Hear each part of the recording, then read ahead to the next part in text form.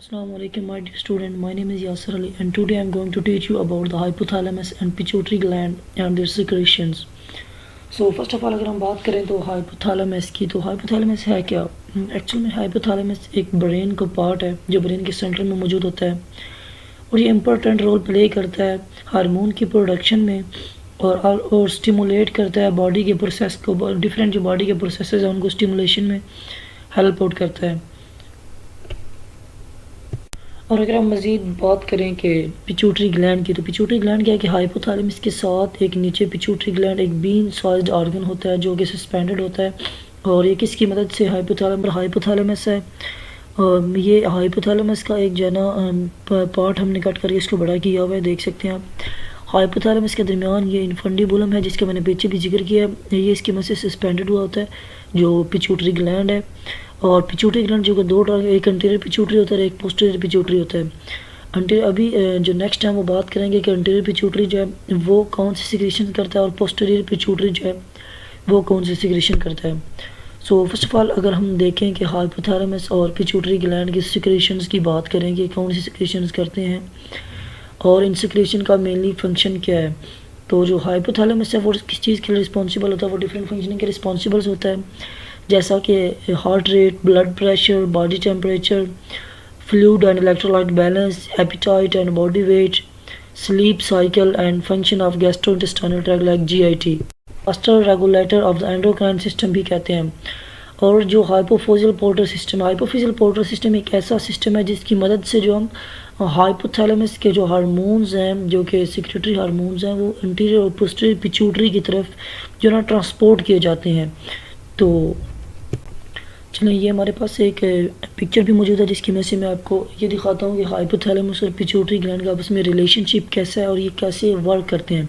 तो देखें कि अगर हमारी सिस्टम टारगेट ऑर्गन जो मतलब सिस्टमेटिक टारगेट ऑर्गन है उसके अंदर अगर किसी चीज़ की कमी है तो क्या करेगा हाइपोथैलेमस, ताकि एक मैसेज जाएगा, हाइपोथैलेमस क्या करेगा कि एक रिलीजिंग हार्मोन सिक्रीट करेगा, वो इंटीरियर पिट्यूटरी की तरफ जाएगा। जैसे ही टारगेट ऑर्गन की तरफ जो जितना रिक्वायर्ड हार्मोन्स पहुंच जाएगा, जितनी मिकदार चाहिए होगी, वो अपना काम फंक्शन स्टार्ट कर देता है। तो फिर क्या होता है कि उसके बाद एक दोबारा से इतना हार्मोन रिक्वायर्ड था वो वहाँ पे पहुँचा, उसके बाद उन्होंने अपना प्रॉपर फंक्शन स्टार्ट किया।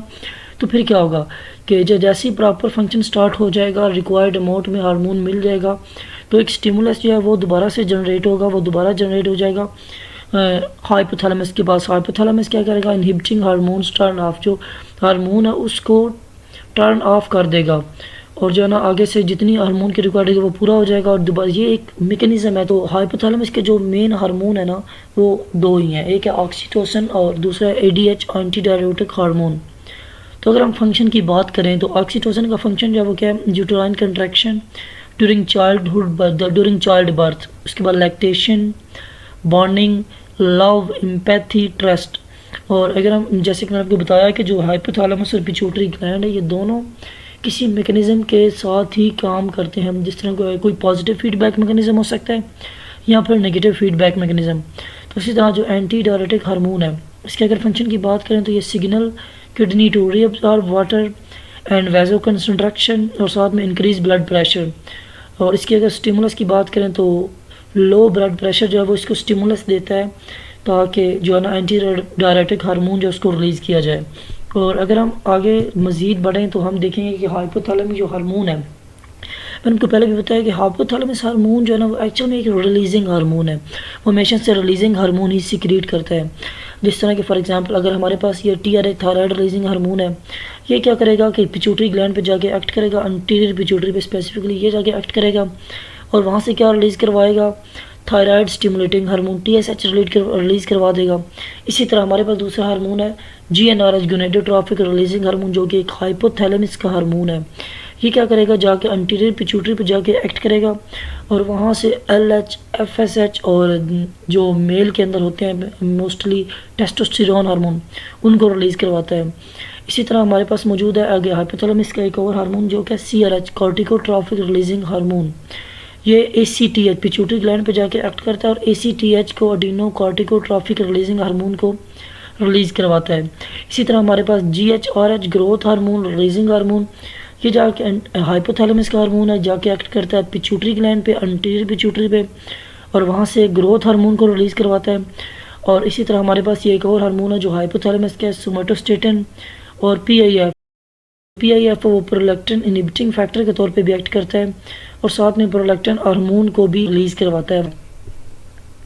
चलें पीछे जो है वो हमने पढ़े हैं कि जो है ना हाइपोथैलेमस के हार्मोन कौन कौन से हैं। इसी तरह फर्दर हम आगे चलते हैं पिट्यूटरी हार्मोन। जैसा कि मैंने आपको पीछे बताया भी है कि अगर हम बात करें हाइपोथैलेमस की, हाइपोथैलेमस मोस्टली रिलीजिंग हार्मोन ही जो है ना सिक्रीट करता ताकि वो जाके आगे एंटीरियर पिट्यूटरी पे या पोस्टीरियर पिट्यूटरी पे जाके एक्ट करें और वहाँ से जो है ना जिस हार्मोन की जो रिक्वायर्ड हार्मोन है या जिसके लिए वो रिलीजिंग हार्मोन रिलीज़ हुआ है वो जाके फर्दर हार्मोन आगे रिलीज़ करवाए और आगे टारगेटेड सिस्टमेटिक टारगेट आर्गन्स पे पहुँच जाए।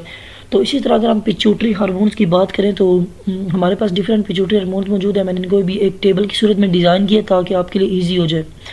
तो पिट्यूटरी की अगर बात करें तो सबसे पहले हम एंटीरियर पिट्यूटरी के हार्मोन्स को पढ़ेंगे। ग्रोथ हार्मोन जो कि मैंने आपको पहले भी बताया कि इसके अगर केमिकल क्लास को देखेंगे प्रोटीन है और ये इसके लिए जो hypothalamus hormone releasing hormone release करता है वो GHR आता है, ग्रोथ हार्मोन रिलीजिंग हार्मोन। और इसका जो इफेक्ट क्या है, जो आर्गन जिसके ऊपर जो मतलब फंक्शन क्या है, ये प्रमोट करता है growth of the body, tissue repairing की प्रमोट करता है उनको, बोन्स को। उसके बाद cell regeneration, increase blood sugar. इसी तरह अगर एक और एंटीरियर पिट्यूटरी हार्मोन है प्रोलैक्टिन। इसकी केमिकल क्लास देखें तो ये पेप्टाइड क्लास से बिलोंग करता है और promotes milk production from mammary glands. Anterior pituitary से एक और हार्मोन है जो कि है TSH थायराइड स्टिमुलेटिंग हार्मोन। इसका अगर हम बात करें कि जो हाइपोथैलेमस इसको रिलीज़ करवाता है वो THR thyroid hormone releasing hormone. तो इसकी केमिकल क्लास को देखें तो ग्लाइकोप्रोटीन इसकी केमिकल क्लास है और ये स्टिमुलेट करता है thyroid hormones releasing from thyroid. और एडिनोकोर्टिकोट्रॉफिक हार्मोन इसकी अगर हम केमिकल क्लास को देखें तो पेप्टाइड है और स्टिमुलेट करता है hormone released by adrenal cortex during stress. तो इसी तरह अगर हम फोलिकल स्टिमुलेटिंग हार्मोन की बात करें जिसका हाइपोथैलेमस से जो को मैंने पहले भी आपको बताया कि जो follicle stimulating hormone like LH और FSH ये जो है ना ये हार्मोन्स है हमारे पास। जैसा कि मैंने आपको पहले बताया कि LH, FSH और टेस्टोस्टेरोन मतलब ये जो भी था फोलिकल स्टिमुलेटिंग रिलीजिंग हार्मोन जो कि FSH भी इसको कहते हैं। इसकी अगर हम केमिकल क्लास की बात करें तो ग्लाइकोप्रोटीन है और ये स्टिमुलेट करता है गैमीट प्रोडक्शन इन गोनेड्स। जो जैसे कि मैंने आपको पहले भी बताया कि LH और FSH जो है एक्चुअल में इनको कौन गोनेडोट्रोफिक रिलीजिंग हार्मोन हाइपोथैलेमस इनको रिलीज़ करवाता है और ये आके इंटीरियर पिट्यूटरी पे एक्ट करता है और वहाँ से कौन से LH और FSH जो है ना वो रिलीज़ होते हैं। तो इसी तरह अगर हम फर्दर आगे बात करें जो पिट्यूटरी हार्मोन को LH ल्यूटिनाइजिंग हार्मोन की तो इसकी केमिकल क्लास कौन सी है ग्लाइकोप्रोटीन। उसके अगर हम इफेक्ट देखें बॉडी पे ये stimulate androgen production by gonads. उसके बाद cause ovulation, convert residual follicles into corpus luteum. तो अगर हम मैंने जैसे कि आपको पहले बताया है कि एंटीरियर पिट्यूटरी के हमारे पास मैक्सिमम हार्मोन ज़्यादा हैं और पोस्टीरियर पिट्यूटरी के आई थिंक सिर्फ और सिर्फ 2 ही हार्मोन्स हैं जो कि पीछे हम पढ़ भी चुके हैं एंटी डायरेटिक हार्मोन और ऑक्सीटोसिन। तो हमने पीछे भी एंटी डायरेटिक हार्मोन और ऑक्सीटोसिन का जो है वो फंक्शन को पढ़ा, चलें यहाँ भी पढ़ लेते हैं। एंटीरियर पिट्यूटरी का जो पोस्टीरियर पिट्यूटरी का जो एंटी डायरेटिक हार्मोन है इसकी अगर केमिकल क्लास को देखा जाए तो वो है पेप्टाइड और ये स्टिमुलेट करता है वाटर रीअब्जॉर्प्शन बाय किडनी। और ऑक्सीटोसिन की बात करें तो इसकी केमिकल क्लास पेप्टाइड है और ये स्टिमुलेट करता है यूट्राइन कंट्रैक्शन ड्यूरिंग मिल। और हमारे पास एक इंटरमीडिएट जोन जो है ना उसका भी एक हार्मोन है मेलानोसाइट स्टिमुलेटिंग हार्मोन। ये इसकी केमिकल क्लास पेप्टाइड है और ये स्टिमुलेट करता है मेलानिन को फॉर्मेशन इन मेलानोसाइट के अंदर जो मेलानिन बन रहा होता है उसको ये स्टिमुलेट करता है। सो अगर हम बात करें disease of hypothalamus and pituitary system तो these are the rare annual incidents of approximately 1:50,000 subjects. So disorder of hypothalamus and pituitary may represent as endocrine or neurological dysfunction. तो ये endocrine और neurological dysfunction भी जो है ना उनको भी हम मतलब ये इसी में आते हैं। तो अगर हम फर्दर इनके बात करें हाइपर सिक्रेशन और हाइपर सिक्रेशन की कंडीशन में भी ज़ाहिर सी बात है जब कोई भी चीज़ नेचुरल प्रोसेस से या ज़्यादा होती है या कम होती है तो वो डिजीज़ की तरफ मूव ऑन होती है। तो इसी तरह अगर हम बात करें हाइपर सिक्रेशन की, अगर हाइपोथैलेमस और पिट्यूटरी ग्लैंड्स की जो सिक्रेशन होती हैं वो ज़्यादा हो जाती हैं तो ये कौन कौन सी डिजीज़ की तरफ मूव करती हैं तो प्रोलैक्टिनोमा की तरफ जाती है हाइपर सिक्रेशन। जैसे अगर हाइपर प्रोलैक्टिन हार्मोन की सिक्रेशन ज़्यादा होगी तो प्रोलैक्टिनोमा हो जाएगा। और डिफरेंट हार्मोन अगर फॉर एग्जांपल एक्रोमेगैली हो सकती है, ग्रोथ हार्मोन की अगर सिक्रेशन ज़्यादा होती है इसी तरह सेंट्रल कुशिंग डिजीज़, ये जो हमारे पास ACTH हार्मोन था, एडिनोकोर्टिकोट्रॉफिक रिलीजिंग हार्मोन, इसके अगर जो सिक्रीशन है वो ज़्यादा है तो कुशिंग डिजीज़ हो सकती है। इसी तरह अगर हम हाइपोसिक्रीशन की बात करें कि हाइपोसिक्रीशन कम हो जाए तो हाइपोपिट्यूटरिज्म इसमें आते हैं, एड्रेनल इनसफिशिएंसी आती है, सेंट्रल हाइपोगोनाडिज्म आता है। अगर LH और FSH का जो है ना वो कमी हो जाए तो सेंट्रल हाइपोगोनाडिज्म आ सकता है। इसी तरह अगर हम बात करें न्यूरोलॉजिकल मैनिफेस्टेशन, ये चूँकि ब्रेन के साथ कनेक्टेड है पूरी बॉडी, तो ये न्यूरोलॉजिकल डिसऑर्डर भी हो सकते हैं। तो due to pressure effect from the tumour और काज एबनॉर्मल ऑटोनोमिक डिसफंक्शन। चलें, ये हमारे पास एक टेबल मौजूद है जिसमें हम आपको ये बताएंगे कि हम अगर किसी भी हार्मोन की डेफिशिएंसी हो जाती है उसके फिर उसमें जो पेशेंट है उसमें साइन और सिम्टम कौन से होंगे, डायग्नोसिस कैसी होंगी और ट्रीटमेंट क्या होगा। तो सबसे पहले अगर हम बात करें तो ग्रोथ हार्मोन की, for example GHRH growth hormone, जिसको हमारे पास हाइपोथैलेमस से कौन रिलीज़ करवाता है, ग्रोथ हार्मोन रिलीजिंग हार्मोन। और ये एंटीरियर पिट्यूटरी का एक हार्मोन है जो कि ग्रोथ हार्मोन है। अगर किसी पेशेंट में इसकी डेफिशिएंसी होती है तो क्या होगा, फटीग होगी, ज़ाहिर सी बात है। ग्रोथ हार्मोन का काम ही ऐसा है कि अगर इसकी कमी होगी फिर थकन तो होगी। वेट गेन, अगर आप सोच रहे होंगे वेट गेन कैसे हो सकता है, जैसे ग्रोथ हार्मोन कम होता है तो इसका मतलब है शुगर लेवल कम होता है।